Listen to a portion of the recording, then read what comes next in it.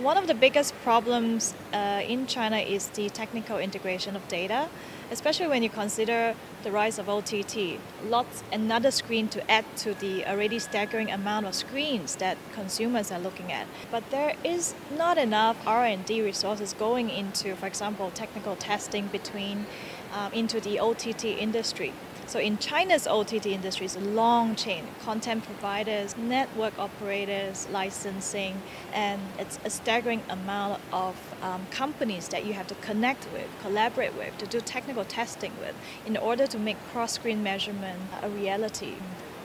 China, by function of the market being a rapidly developing one, we see that sometimes or oftentimes Chinese advertisers focus too much on short-term performance. And this is indirectly exerting pressure on the agencies, on data providers, on the rating companies to sometimes inflate numbers, provide desirable results that may or may not be true. So this is a severe problem in China, more severe than the rest of the world. You take these problems and you add them together, what you find is that digital measurement in general becomes very, very inaccurate.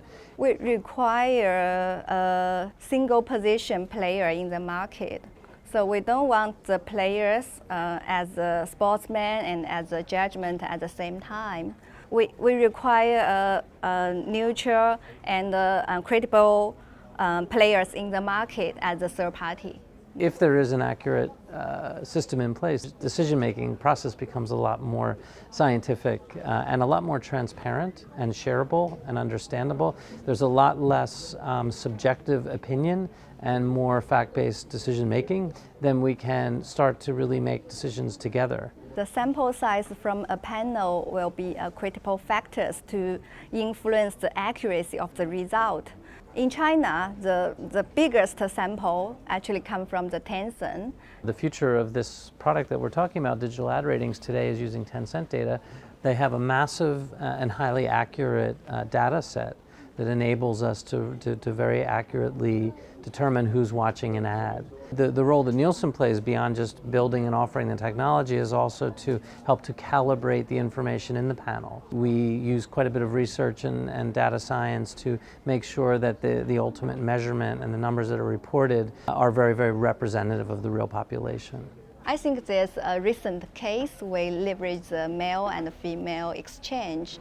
We cooperate with Nielsen's data to identify the demography from the given inventory from different publishers. Then finally, we found out that the TA accuracy increased up to 30% and the cost per reach can down to 20 to 30%. So it's a really good case to cooperate with DAR as a neutral third party to let us to understand our approach works or not. DAR is quite transparent dashboard. It can help us to do the real-time optimization during the campaign. It can help us a lot on the cost savings and get better and better efficiency.